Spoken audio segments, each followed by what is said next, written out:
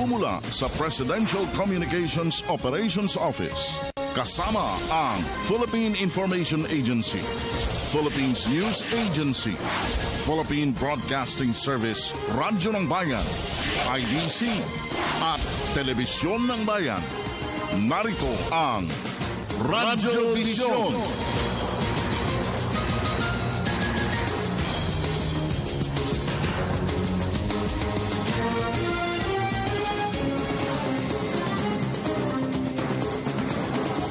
Mapayapa, masaganang umaga, Luzon, Visayas at Mindanao. Saan man kayo naroon, anuman ang inyong ginagawa sa mga oras na ito, samahan po ninyo kami sa isa na namang edisyon ng ating Radyo Vision sa Media ng Bayan sa araw na ito ng Martes, 11 de Agosto, 2015. At makakaagapay po natin ng mutya ng ating People's Television Channel 4, bukod tangi, Miss Ara Perez. Miss Ara, good morning.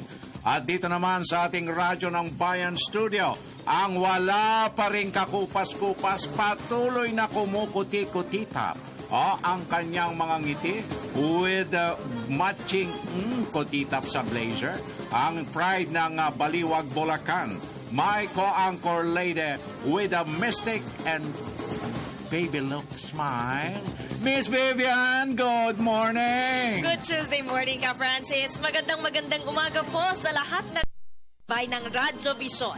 Samahan niyo kami sa susunod na isang oras na pag-aatid ng mga pinakamaiinit na balita sa iba't ibang bahagi ng Pilipinas. Ako po ang inyong lingkod, Vivian Gulia. At ang inyo pong kaagapay, Francis Cancino nag-aanyaya. Sama-sama tayo till 7 o'clock in the morning sa kabuuan ng ating Tuesday edition. Kalakip na rin ang pagpapakawala natin ng malawakang paglilingkod na pambayan. Paghimay sa mga maiinit na usaping nakaguhit sa ilan nating mga pahayagang pangumaga. And of course, ang ating hapag ng talastasan para sa mga napapanahong usapin. Kasama natin, Bebs! Yes, kagapay po natin ang PTV Channel 4. Meron din po kaming delay telecast mamayang alas 12 ng tanghali. At napapanood po tayo online sa www.ptv.gov.ph. Para po sa ating mga taga-subaybay na gustong sumali sa ating talakayan, mag-text lamang po kayo ng inyong mga komento, kuro-kuro at katanungan sa number 0922-358-2679. At huwag lamang pong kalimutan please ang inyong mga pangalan at addresses. At in fairness, hindi po mababasa ni Vivian ang mga mensaheng walang pangalan at addresses. And please, keep it short and simple. Sa lahat ng ating mga taga-subaybay, araw-araw sa ating Radyo Vision, dito po sa Radyo ng Bayan at sa lahat ng mga himpilan ng Philippine Broadcasting Service, Radyo ng Bayan, Luzon, Visayas at Mindanao. At sa pamamagitan pa rin ng audio streaming, worldwide po kaming masusubaybayan. Okay, again. Ay, nako. Good morning, Bebe Yes, Smile. good morning ka, Yun, Francis. ang maganda dyan ang sinasabi ko with a lipstick and baby smile. Yes, Ayan. oo. At siguro... Okay. Meron- Dyan, nakatingin sa'yo lahat ng mga Rohelios. Ay. Excited na mga Rohelios. Basta ngumiti ka lang. Mga Rohelios. But anyway, Miss Vibs, medyo maraming nagdeklara ng mga paaralang hindi apektado, rather, Yes. ng interruption. Kaya para sa ating mga kababayan, narito po ng mga kaibigan ang mga paaralan na walang pasok ngayong araw dahil dito sa water interruption sa 11 cities dito sa Metro Manila, 3 cities and 3 municipalities naman sa Cavite City. Okay. Kabilang po dito ang Teodoro Alonzo High School, Elan High School, Raha Soliman High School, Torres High School, Acandula High School, Manuel L. Quezon High School, Felipe Calderon High School, Technological University of the Philippines, Lyceum University of the Philippines, Adamson University, Mapua Technology Institute of Technology sa Intramuros po, Manila High School, Arroyo High School, Justo Lucban Elementary School, A. Quezon Elementary School, E. De Los Santos Elementary School, Manila Science High School. Wala rin pong Igan sa DLSU, sa Philippine Normal University, at sa Philippine Women's University. Okay. Ngayong araw po yan, walang pasok. At kung meron kayong mga ikangay alinlangan, tawagan po ang mga paaralan na pinapasukan ng inyong mga anak. If ever hindi po nakasama sa listahang binanggit ni Vivian, para po makasiguro kayo na hindi na po papasok ang inyong mga chikitings today. Okay, tuloy-tuloy na tayo. 8 minutos 58 segundos. Makalipas ang alas 6 at sa puntong ito, Vibs, ilalarawan na natin ang sitwasyon ng ating mga pangunahing lansangan sa Metro Manila para sa kapakanan ng ating mga motoristas, both private and public drivers. Alamin na natin sa pamagitan ng phone patch sa ating the one and only one, Julius Loverboy Desambron. Jules, magandang morning. Go!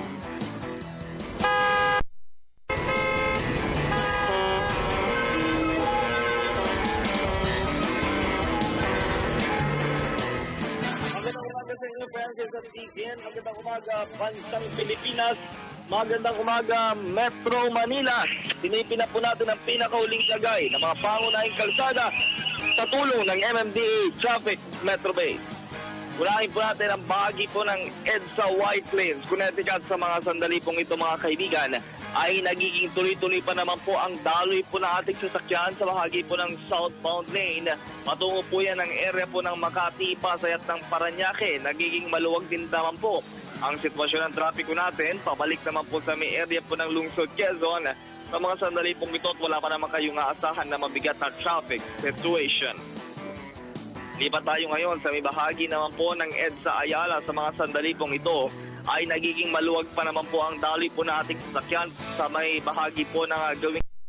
Yan po yung mga galing po sasakyan ng Makati CBD. Pabalik po kayo ng area po ng Pituazon at maging po nilampanig po ng lungsod ng Quezon. Pero mga kaibigan, yung pong bahagi naman po ng Ayala Ibabaw kung saan po nagkakaroon na po ng kaunting pagbagal na po ng sitwasyon ng trapiko ay dahil po yan sa pinapatupad po ng stop and go signal sa lugar na yan. Pero once na naging clean and going na po, ay magiging usad na po ang daloy ng ating sasakyan. At dito naman po tayo ngayon sa bahagi po ng C5 Green Meadows bilang alternatibong daan ng mga motorista. Nagiging tuloy-tuloy pa naman po at passable ang daloy po ng sasakyan sa magkabilang lane po ng C5 Green Meadows. Pero po nagkakaroon po lamang na kaunting paghimpil dahil din po sa pinapatupad po ng stop and go signal sa magkabilang bahagi po ng C5 area. At panghuli na lamang po natin ang lungsod po ng Maynila sa may bahagi po ng Quirino Grand San Roque Boulevard area. Dali pong ito ay maluwag pa din naman po ang sitwasyon ng trapiko kung kayo po ay galing po sa may bahagi po ng Loton, Intramuros, Manila City Hall, patungo kayo ng area ng Coastal Road o kaya ng ilang panig po ng Sukat Multinational sa lungsod po ng Parañaque. Wala pa naman kayong aasahan po na mabigat na sitwasyon ng trapiko. Number 3 and 4, ang ating number coding scheme po ngayon pong araw ng Martes. Iwas po lamang kayo sa lungsod ng Las Piñas at ng Makati dahil the whole day ang kanilang pagpapatupad ito. At syempre meron po tayong wait 2 hours from 10 a.m.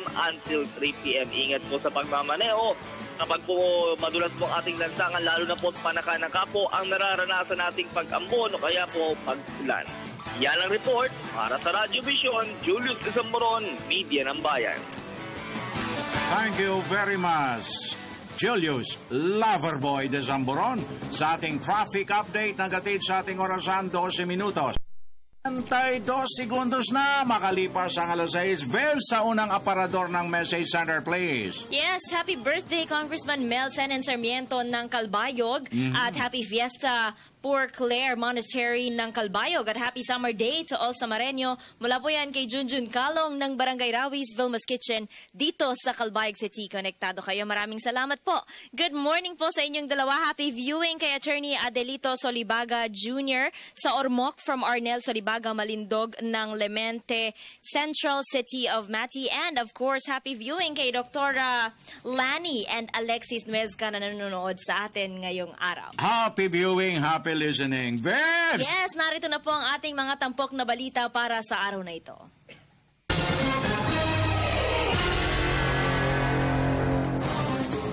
Unang-una sa hanay ng balitaan dito sa Radyo Vision. Pangulong Aquino, inatasan ng bagong pamunuan ng Navy na palakasin pa ang kakayanan sa mga hamon sa seguridad ng bansa. Bagong talagang hepe ng Philippine Navy na si Rear Admiral Cesar Takad nanindigan sa pagprotekta sa mga teritoryo ng Pilipinas. Mababang kapulungan, nagsimula na sa pagtalakay sa pambansang budget sa 2016 na nagkakahalagang 3 trilyong piso. Committee report kaugnay sa panukalang Bangsamoro Basic Law, isinumite na sa plenaryo ng Senado. Mga probisyon ng naturang report o tinaguriang substitute bill, hinimay ng mga senador. DOST Secretary Mario Montejo, binigyan diin ang kahalagahan ng micro, small, and medium enterprises sa ekonomiya ng bansa. Siksik at mainit ang mga balita, kaya tutok na kasabay ng inyong almusal dito sa Radyo Vision, Media ng Bayan. Maraming salamat, Francis at Vivienne. Magandang umaga. Oras na para bumangon at tunghayan ang mga balitang hatid ng Media ng Bayan. Inatasan ni Pangulong Aquino ang bagong pamunuan ng Philippine Navy na palakasin pa ang kakayanan sa mga hamon ng seguridad sa bansa. Sinabi ito ng Pangulo sa kanyang pangunguna sa Change of Command Ceremony ng hukbong dagat sa lungsod ng Maynila. Kaugnay nito, tiniyak ni Pangulong Aquino ang pagpapatuloy ng modernisasyon ng Philippine Navy Fleet. Tiwala din ng Pangulo sa defense posture ng AFP, partikular na ang hukbong dagat sa pagtanggol sa mga teritoryo ng Pilipinas. Bagong talagang hepe ng Philippine Navy na si Rear Admiral Cesar Takad nanindigan sa pagprotekta sa mga teritoryo ng Pilipinas at sa pagpapatuloy ng mga naonang programa ng Philippine Navy. Ayon kay Admiral Takad, ipagpapatuloy niya ang mga programa para sa modernization plan ng Philippine Navy. Ito ay para magampanan ng bawat sundalong marino ang kanilang trabaho. Ibinida rin ang mga bagong floating assets ng Philippine Navy. Ang bagong dating ng mga barko na ibinigay bilang donasyon ng Australia sa Philippine Navy. Ito ay ang BRP Ivatan at BRP Batak na kung saan ito ay bininyagan kahapon ng umaga kasama ng 2 bagong Augusta Westland Helicopter o AW-109. Tutulong din ang Philippine Navy na panatilihing ligtas ang bawat miyembrong kasapi sa APEC habang isinasagawa sa bansa ang naturang pulong. Ganon din ang paparating na 2016 national elections. Sa ibang balita, nagsimula na ang pagtalakay ng mababang kapulungan sa panukalang pambansang budget sa 2016 na nagkakahalaga ng 3 trilyong piso. Pinangunahan ni Budget Secretary Florencio Abad ang briefing ng Development Budget Coordination Committee sa mga kongresista. Ito ang hudyat ng paghimay ng mga kongresista sa naturang pondo. Kaugnay nito, nakikiusap si House Appropriations Committee Chairman Isidro Ungab sa kanyang mga kasamahan na pag-aralang mabuti ang nila ng pambansang budget at aktibong makilahok sa mga debate. Sa ganitong paraan ay matitiyak na magiging makatwiran ang alokasyon ng bawat kagawaran at maiiwasan ang pag-abuso sa kaban ng bayan. Binigyang diin naman ng palasyo ang pagiging transparent ng Administrasyong Aquino. Ito ay matapos punahin ni Bayan Muna Party List Representative Nery Colmenares ang umano'y 145 billion pesos na halaga ng pork barrel sa panukalang 2016 national budget. Nakapaloob aniya ito sa Special Purpose Fund at nakakalat sa iba't ibang departamento. Ayon kay Presidential Communications Secretary Sani Coloma, naninindigan ang Administrasyong Aquino sa open, transparent at accountable governance. Higit aniya nitong makikita sa maingat na paglalaan ng pondo at tamang paggasto sa pera ng bayan. Isinumite na sa plenaryo ng Senado ang committee report kaugnay ng panukalang Bangsamoro Basic Law. Mga probisyon ng naturang tinaguri ang substitute bill, hinimay ng mga senador. Ang Senate Bill 2894 na nasa ilalim ng committee report 200 ay may 100 pahina na naglalaman ng 17 artikulo at mahigit 200 sections. Ayon kay Marcos na siyang chairman ng Senate Committee on Local Government, ang substitute bill ay magtitiyak ng maayos na transition mula sa Autonomous Region in Muslim Mindanao patungo sa panukalang Bangsamoro Government. Ang panukala ng senador ay amyendahan ang ARMM law para sa bubuoing Bangsamoro Region sa Mindanao.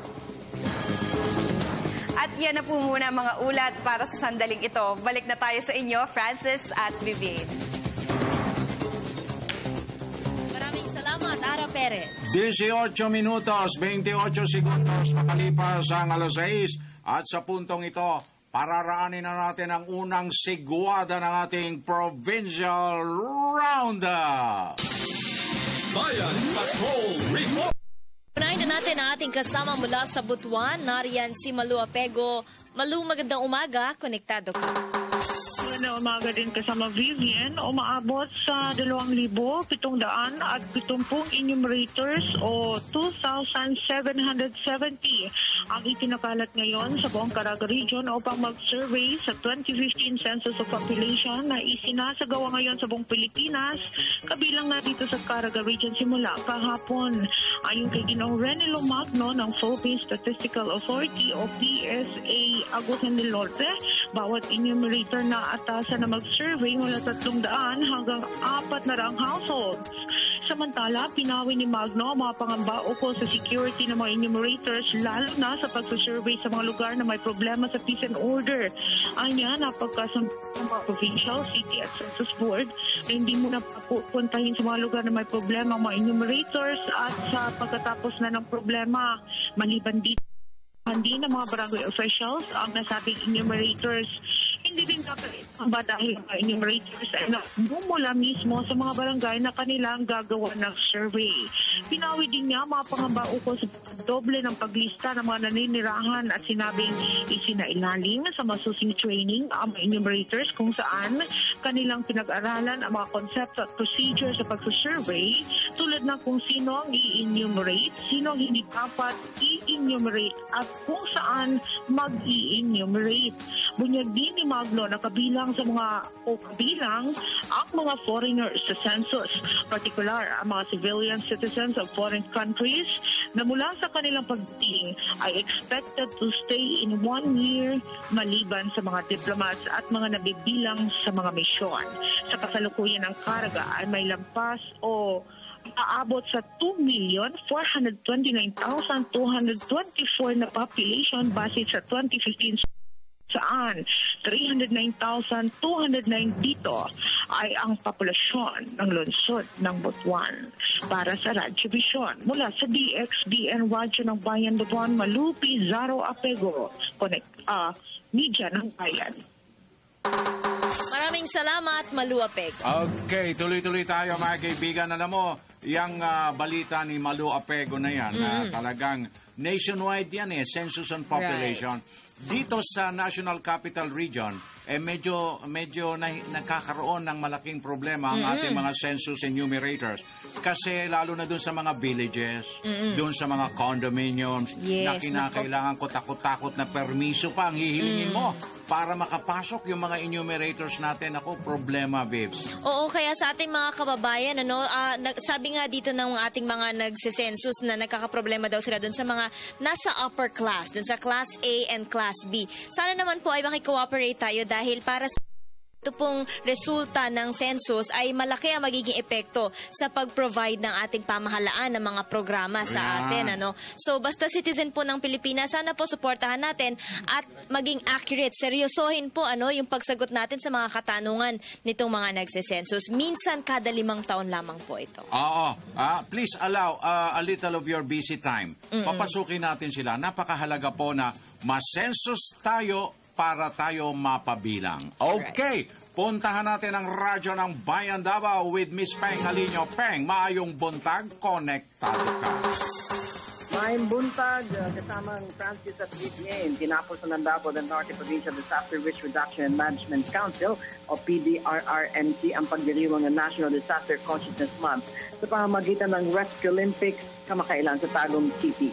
Sabay ng tema ng pamilya at pamayalang handa katuwang sa pag-unlad ng bansa ang aktibidad na nais na mapaunlad ang kalidad ng rescue lalo ng kalamidad. Ayon kay Romulo Tagalo, Executive Director ng Climate Change Adaptation PDRRMC, na ang pagtitipon ng mga rescue teams mula sa iba't pang local government units o LGUs ng Davao del Norte ay dahil na rin ito ang unang-unang makaka-rescue sa mga mamayan sa kanilang mga lugar. Sinuportahan ito ni Davao del Norte Governor Rodolfo del Rosario at mga municipal mayors dahil ang DRRM anya ay prioridad ng lokal na pamahalaan ng Davao del Norte. upang maipagpatuloy anya ang pag-unlad ng kanilang galing. Pinag-aralan na anya nila ngayon ang magtayo ng isang training center upang mas mapaunlad ang kanilang pagsasanay sa DRRM. Dagdag pa ni Tagalog na ang sinisimulan ngayon sa DRRM Center ay ang ekspansyon ng kanilang gusali na siyang magiging provincial training center at lahat ng gusto matuto ng mga taga-barangay at pribadong sektor ng DRRM at climate change ay mainit lang tatanggapin at tuturuan upang kung sakali mang dumating kalamidad ay alam ng bawat isa ang kanilang gagawin para sa kaligtasan ng lahat ng mga taga-probinsya. Sa Radyo Vision, Peng Alinyo ng Davao City, Media ng Bayan. Thank you very much, Miss Peng Alinyo, Radyo ng Bayan, Davao. Well, natutuwa ako, Viv, sapagkat marami nagte-text, nire-request ka. Hindi na natin kayang pahindian ito kasi magtatampo. Ay, Ka-Francis. Nire-request nila isang pabebe smile. Yan naman tayo. Ayan na, Eto, meron tayong pabati dito ha. Belated happy birthday sa aking sexy and forever young and beautiful na mommy, Mommy Glo Margarejo from Jeng Margarejo. Happy birthday po sa inyo. Talaga, bebe smile. Yes. Okay. Belated happy birthday to Sir Galo Pitogo coming from Elihen Talian, Calbayog City, Samar. Samantala, puntahan na natin ang ating kasama mula sa Hingoog, si Merly Ledesma. Merly, maayong buntag. Konektado. Maayong buntag, inihayag ni City Health Officer Dr. Grace Hadol. Patuloy ang school-based immunization laban diphtheria ng mga mag-aaral ng grade 1. Kung walang parent consent o waiver ay hindi bakunahan at sakaling nalimutang dalhin ang parent consent ay babalikan ng mga kawani ng City Health Office. Maliban sa grade 1 pupils sa Claudine ang grade 7 sa school-based immunization laban measles rubella. Ayon kay Dr. Hadol, hindi naman pipilitin kung ayaw magpabakuna. Nagpapasalamat siya sa mga guro na sinusunod ang proseso sa deworming dahil walang mga report mula lungsod ng Hingoog na hindi kanais-nais. Subalit, naniniwala siya ito ang dahilan bakit menos ang mga kabataang nagpabakuna na ayon naman ng isang magulang, ang waiver ang siyang dahilan na menos ang nagpabakuna. Ayon kay Dr. Hadol, ang waiver ay protocol na sinusunod ng Department of Health. Para sa Radyo Vision, Marlilia Cuna Ledesma, Hingoog City, Media ng Bayan. Maraming salamat, Merly Ledesma. Okay, ano kaya araw ng Martes? Uulan, aaraw, ano ba ang weather update? Verbs! Tayo sa katanungan yan, Ka-Francis. Hatid sa atin ni Jessie Basco live mula sa Pag-asa DOST. Jessie, magandang umaga. Magandang umaga, Pilipinas, mula sa Pag-asa DOST. Narito na po ang latest sa lagay ng panahon. Southwest monsoon o hanging habagat, yan pa rin po ang dominant weather system sa loob ng ating Philippine Area of Responsibility at kasalukuyan po yan nakaka-apekto dito sa may Luzon area. So dahil sa hanging habagat, asahan po natin ang occasional rains o yung panakanakang pag-ulan, partikular na dito po sa may Ilocos region, ganun din sa Occidental Mindoro, Bataan at Zambales. May hina hanggang sa katamtamang pag-ulan naman po ang mararanasan natin dito yan sa Metro Manila at sa nalalabing bahagi po ng Luzon. Good weather condition naman po para dito sa may Visayas at Mindanao. Pero syempre, paalala po ng Pag-asa ay posible pa rin ang pagkakaroon ng mga thunderstorms activity na maaaring magdulot ng mga panandaliang pag-ulan.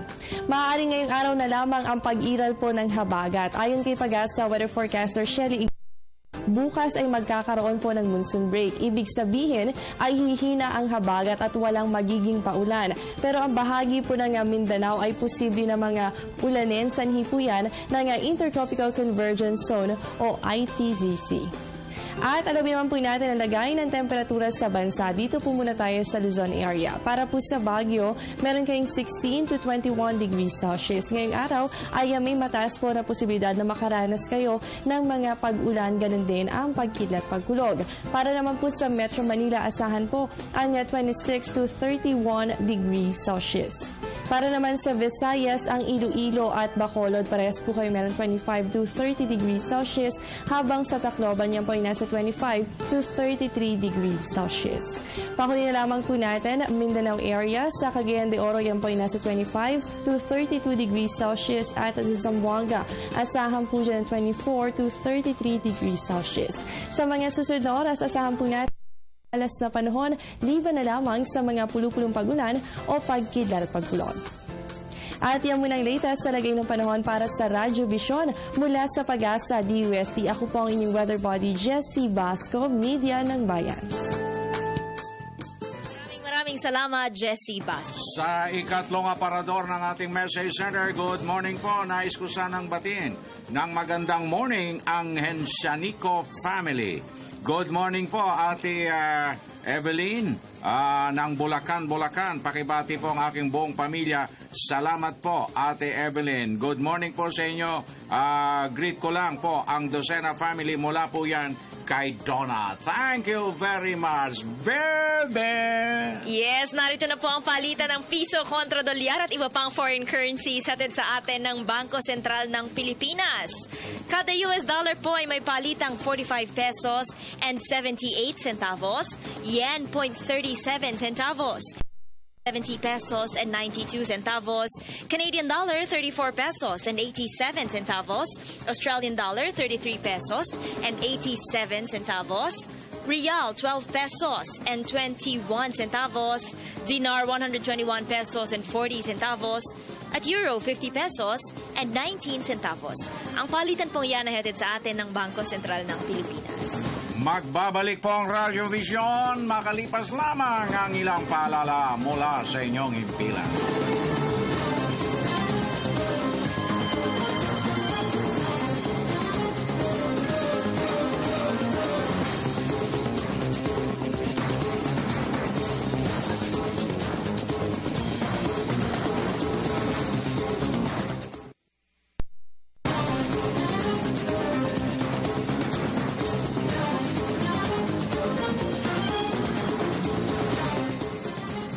Tuloy-tuloy na tayo, 31 minutos, 41 segundos sa ikalawang bahagdan ng ating Tuesday edition.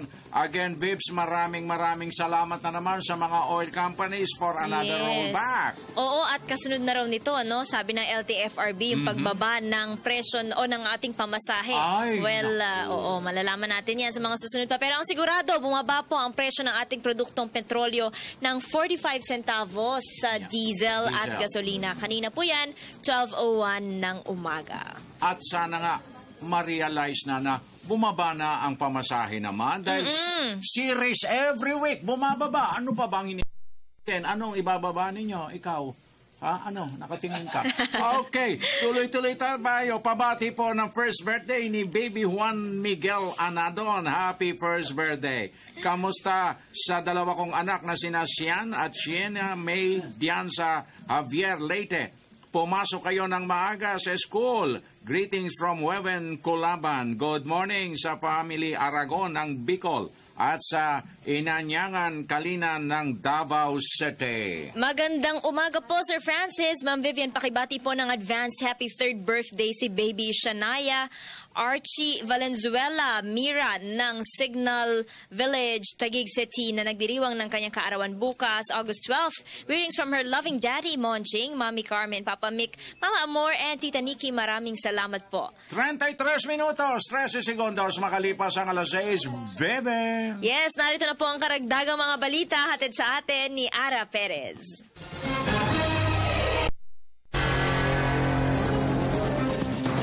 Maraming salamat, Francis at Vivine. Nagpahayag umano ng interes ang ilang mga bansa na magpatulong sa Pilipinas kaugnay sa usapin ng pagresolba sa mga kinakaharap na insureksyon ng mga ito. Ayon kay Government Peace Panel Chairperson Professor Miriam Coronel Ferrer, nais gawing modelo ng ilang mga bansa ang gumugulong na usapang pangkapayapaan sa pagitan ng pamahalaan at ng Moro Islamic Liberation Front. Kabilang umano sa mga humingi ng payo ukol sa pakikipagdialogo sa mga rebelde ang Thailand at Afghanistan. Samantala, isa rin umano ang Myanmar sa mga bansa kung saan umiiral na ang tigil putukan. Ang naturang kahilingan ng iba't ibang mga bansa para sa ayuda ng Office of the Presidential Advisor on the Peace Process ay bunsod umano ng patuloy na pagsulong ng peace talks at ng panukalang Bangsamoro Basic Law. Binigyang diin naman ni DOST Secretary Mario Montejo ang kahalagahan ng micro, small, and medium enterprises sa ekonomiya ng bansa.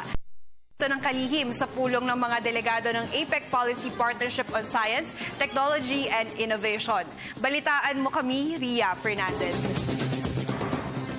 Nagsimula na sa PICC sa Pasay City ang ika-6 na pagpupulong ng mga delegado ng Asia-Pacific Economic Cooperation Policy Partnership on Science, Technology and Innovation o APEC-PPSTI na tatagal hanggang ika-12 ng Agosto. Tampok sa 3 araw na pagpupulong ang pagpapalakas ng micro, small and medium enterprises o MSMEs na tinaguriang backbone ng ating ekonomiya. Mahalaga ang naturang sektor sa pag-unlad ng bansa ayon kay Department of Science and Technology Secretary Mario Montejo dahil sa dami ng investment na naipapasok nito trabahong nalilikha. The PPSTI has chosen the theme Science, Technology and Innovation for Inclusive Growth to highlight the importance of STI being an engine of economic growth and social progress. Specifically, our focus is on micro, small and medium enterprises and how APEC mechanism through PPSTI could encourage them to become more active players of our innovation ecosystem and contribute more in our development efforts. 99.6% ang kabuuang bilang ng MSME establishment sa Pilipinas na may 61.2% na kontribusyon sa ating total employment. Matatagpuan ang karamihan sa mga ito sa mga probinsya. Pero sa kabila nito, may mga kailangan pang ayusin para mapataas ang productivity nito tulad ng pagbibigay sa mga negosyante ng access sa teknolohiya at paglahok sa kanila sa innovation, research and development activities. At inaasahan na mabibigyang solusyon ng mga ito sa PPSTI kung saan kalahok din ang pribadong sektor at iba't ibang international organizations. Para sa Telebisyon ng Bayan, Ria Fernandez. Patuloy ang pagpapalakas ng PNP Aviation Security Group para panatilihin ang seguridad sa isinagawang APEC meeting sa bansa. Balitaan mo kami, Joyce Salamatin. Kasabay ng pagdagsa sa bansa ng delegates mula sa APEC member economies at ng iba pang mga dayuhan, puspusan ang pagpapalakas sa puwersa ng PNP Aviation Security Group na siyang nagpapanatili ng seguridad at kaayusan sa mga paliparan. Nagtapos kamakailan ang ilang PNP personnel at aviation specialists sa Aviation Security Recurrency Course na taunang sinasagawa ng PNP AVSE Group. Ito yung recurrency course, ito yung ginagawa sa mga yung mga graduates na ng basic AVSE course. We are following, meron tayong ICAO standard, International Civil Aviation Organization standard na sinusunod. Pag basic course, it should be 12 days. Standard yun all over the world. And for the recurrency, it should be 5 days. We are covering all airports. We're providing security. Ngayon, kahapon, maraming arrival ng mga ministries nila ng different countries from the APEC. And tuloy-tuloy yan. At we are providing them protocols at the airport at hindi lang security, but of course, alam mo may protocol in coordination with other government agencies. Sa kanilang traditional Monday flag racing, ilang paalala ang ibinahagi ng kanilang distinguished visitor na dati ring aviation security officer. Napag-uusapan nga namin ni General Balagtas yung importansya ng security equipment, security operations, particularly if we have visitors coming from APEC. Pinapakita nga niya equipment na minodify niya, and I would like to congratulate him for doing so despite the limited funds. So whatever we can help as a private sector, we will be able to do that. Siyempre, the importance of the PNP, particularly in the Aviation Security Command aspect, is talagang kailangan natin bigyan ng atensyon. Alam niyo, security dapat hindi natin bigyan ng walang bahala yan. Kasi siyempre, terrorism is now gaining because of the problems sa ISIS. And I emphasize to them that we should always protect our air assets and not to be complacent about it, and which I believe they are doing. Para sa Telebisyon ng Bayan, Joyce Salamatin, nag-uulat. Binigyang diin naman ng palasyo ang kahalagahan ng pagpapatuloy ng mga reformang nasimulan ni Pangulong Aquino sa susunod na administrasyon. Sinabi ni Communications Secretary Sonny Coloma na ang bagay na ito ay napansin ng US-based think tank na Global Source. Ayon sa Global Source, ang pagtatapat ni DILG Secretary Mar Rojas at Vice President Jejomar Binay ay pagdedesisyon ng mga botante sa pagpapatuloy ng reforma at pagbabago ng pagpapatakbo ng gobyerno. gobyerno. Sinabi naman ni Lacerda na may pagkakataon ng Pilipinas na ipagpatuloy ang mga pagbabago sa bansa kung kandidatong magpapatuloy ng reforma. Kinilalaan niya ng Global Source na ang mga tutol sa reforma ay kailangang magsama-sama dahil kung muli silang mabibigo sa eleksyon ay mawawala sa kanila ang kapangyarihan. Ngunit kung mangyayari naman ito, paborito sa mga Pilipino. Ipagpapatuloy naman ng Senado ang pagdinig sa mga anomalya o manong kinasasangkutan ni Vice President Jejomar Binay sa susunod na linggo. Ayon kay Senador Antonio Trillanes IV, sa pagpapatuloy ng naturang pagdinig ay may bago umano itong pasasabuging anomalya laban sa pangalawang Pangulo ng bansa. Gayunman, tumanggi si Trillanes na magbigay ng mga karagdagang detalye ukol sa mga ito. Nakatakda umanong ilantad ni Trillanes ang mga naturang pasabog sa pagpapatuloy ng pagdinig ng mga mambabatas sa issue sa Agosto 20 at 26. Una rito, inirekomenda na ng Senate Blue Ribbon Subcommittee ang pagsasampa ng mga kasong plunder at graft laban sa pangalawang Pangulo dahil sa umano'y overpricing sa pagpapati City Hall Building 2.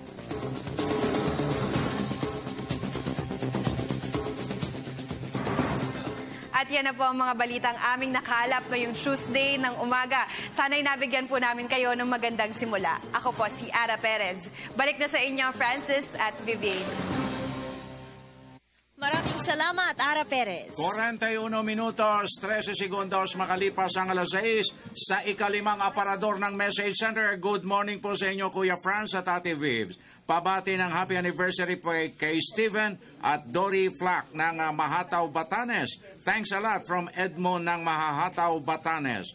Good morning po sa poging si Ka Francis. Talagang ganda ng reception ninyo. Okay, and beauteous Bebs. Sana naman magbago na mga corrupt politicians sa kakaya. Kayong nagbid ng World Cup, makikitang wala sa kalingkingan ng Pilipinas sa mga na-feature sa mga event venues sa China. Dapat mas maganda ang Pilipinas dahil sa terms ng natural resources, kaso corrupt, kaya kulelat ang bansa natin dahil corruption. Mamay, Davao City, God bless, more power to you. Okay, tuloy-tuloy tayo sa ikalawang sigwada ng Provincial Roundup, baby! Yes, puntahan natin ang ating kasama mula sa Agoo. Nandiyan po si Charity Frianeza. Charity, na Imbaga Bigat, konektado ka. Yes, na Imbaga Bigat, inaasahan ang higit na mabibigyan ng dekalidad na edukasyon ng mga mag-aaral sa Region 1, lalo't natutupad na ang K-12 program. Dahil pinabibigis na ngayon ng Department of Education ng Region 1 ang pagpuno sa mga bakanteng teaching positions sa 4 na lalawigan ng Region 1. Ayon kay DepEd Region 1 Director Teresita Velasco, may kabuang 1,266 teaching positions para sa kindergarten, elementary at secondary level na handa ng mapunan para sa taong ito. Sa kabuang bilang, 124 teacher items ang para sa Ilocos Norte, habang 161 sa Ilocos Sur, 190 naman sa La Union at 700 sa Pangasinan. Tiniyak naman ni Velasco na tatalima sila sa DepEd Order No. 22 Series of 2015 kaugnay ng hiring guidelines for teacher 1 positions ngayong school year 2015 to 2016 upang ang mga magagaling at kwalipikadong aplikante lamang ang mapipili at pupuno sa kinakailangang guro sa Region 1. Para sa Radyo Vision, Charity Jimenez Frianeza, La Union, Media ng Bayan. Maraming salamat, Charity Frianeza. Pahabol, Ma'am Veves. Pakibati naman po ng belated happy birthday sa anak ko na si Michael Eresh Blastique ng Cavite, Laguna. Salamat po, Daddy Mike. At sa puntong ito, Verbs, narito na ang ating resource person sa ating talastasan. Nandiyan dyan na ba? Andiyan pa ang Radyo ng Bayan Baguio. Okay, hahabol with Andre Amadeo. Andre, na Imbaga Bigat kakapsat, konektado ka. Bigat Francis and Vivian, isinusulong ni Baguio City Mayor Mauricio Dumogan ang konsepto ng Natural Zone sa mabubuong o revisyon ng City Comprehensive Land Use Plan o CLUP. Ayon sa alkalde, sanay ng kawalan ng agricultural at mining zone sa CLUP, ang kuplamang itong mapabilang dahil sa umiiral na agricultural areas sa lungsod ng Baguio. Sa kasalukuyan anya ay makabubuting maging bahagi ng CLUP habang isinasilalim ito sa revisyon bago tuwirang maprubahan. Batay sa umiiral na tala ng agricultural area sa syudad, napapabilang dito ang mga lugar tulad ng Santo Tomas, Apugan, Green Valley, Irisan, Asin, Pinsao, Camp 7 at Happy Hollow. Sinabi ng alkalde na may mga barangay sa syudad na nagmamantene ng mga vegetable gardens dahilan upang hindi sabing walang agricultural area sa lungsod ng Baguio. Kinakailangan niyang masuri at mapag-aralang mabuti upang maging bahagi ang mga agricultural areas na ito sa CLUP. Subalit kinatigan ito ang payag ng City Planning and Development Office na hindi kabilang sa CLUP zone. Para sa Radyo Vision, Andre Amadeo ng Baguio City, Media ng Bayan. Thank you very much, Andre Amadeo at Bebes! Yes, kapiling po natin ngayong umaga mga kaibigan ang tagapagsalita ng Department of Labor and Employment, si Director Nikon Fameronag. Director, magandang umaga po. Magandang umaga, Bebs, at magandang umaga, Sir Francis. At saka sa lahat ng mga tagapakinig. Salamat po at napaunlakan niyo muli ang paanyaya ng Radyo Vision sapagkat nais namin pong maliwanagan kung gaano katotoo yung mga lumutang na balita sa mga pahayagan. Ito pong mga nakalipas na araw. Sa sitwasyon ng ating mga Hong Kong DH, kamusta Domestic po ba? helpers. Opo, Okay. nalulubog daw sa utang dahil sa series ng mga seminars and trainings. Ano po ba ang totoo rito, Director? Napakaganda, Sir Francis, yung pagpunta ni Secretary Baldo sa Hong Kong nung isang araw at pinalad na kasama tayo. For the first time, nakipag-usap yung kanilang Hong Kong Secretary of Labor sa ating kalihim. At ang pinag-usapan doon ay kung paano maiibsan yung pabigat ng napakabigat na mga training fees na sinisingil ng mga Hong Kong recruiters sa mga Filipino domestic helpers. At napagkasunduan doon na patuloy na mag-uusap at ang unang-unang magiging hakbang ay ang pagiging transparent ng POEA at saka ng Hong Kong government sa mga kabayaran na ipinapataw sa mga DH. Ibig sabihin, magpapalitan ng listahan ang Hong Kong at saka ang POEA kung ano yung mga dapat singilin sa mga domestic helpers na umaalis sa Pilipinas at sisingilin pag dumarating sa Hong Kong.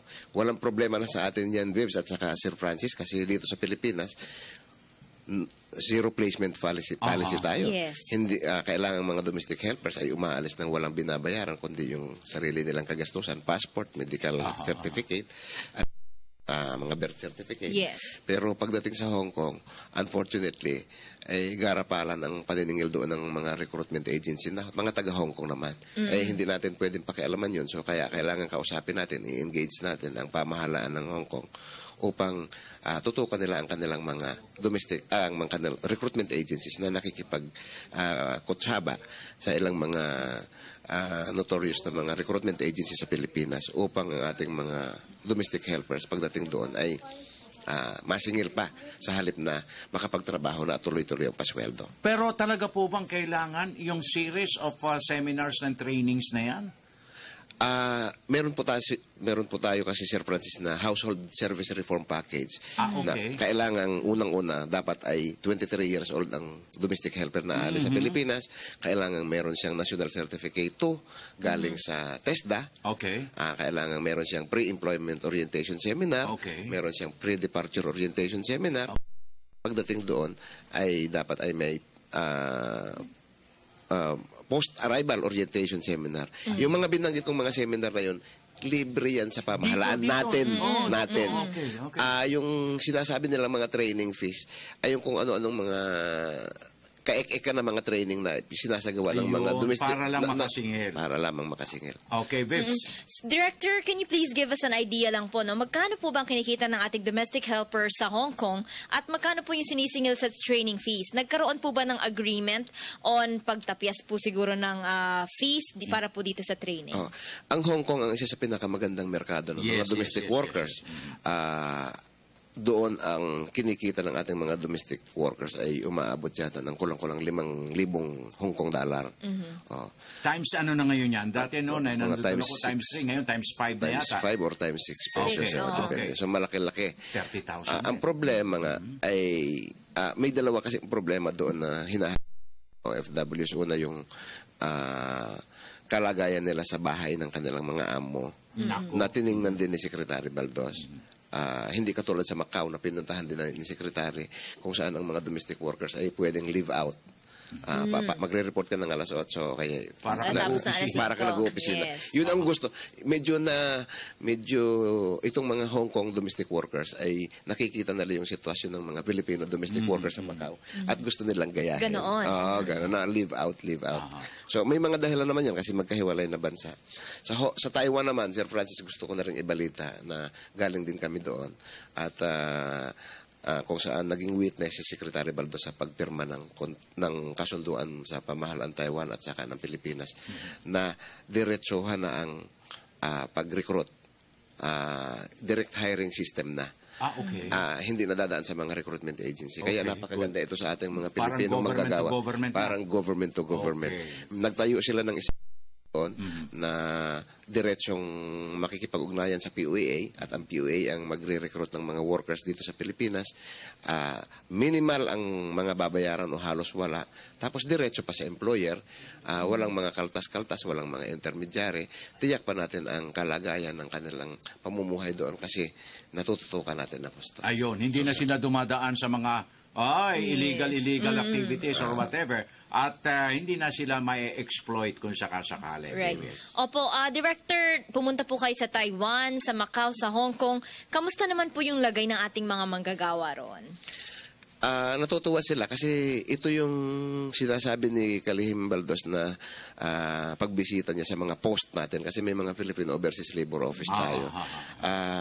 Lahat sa tatlong bansa na to, nagkaroon tayo ng pagpupulong sa lahat ng mga Filipino community at iisa naman ang mensahe ni Kalihim Linda Baldos sa bahagi ng Department of Labor and Employment. Gusto natin ng mga reformang ating isinagawa sa loob ng nakalipas na 5 taon na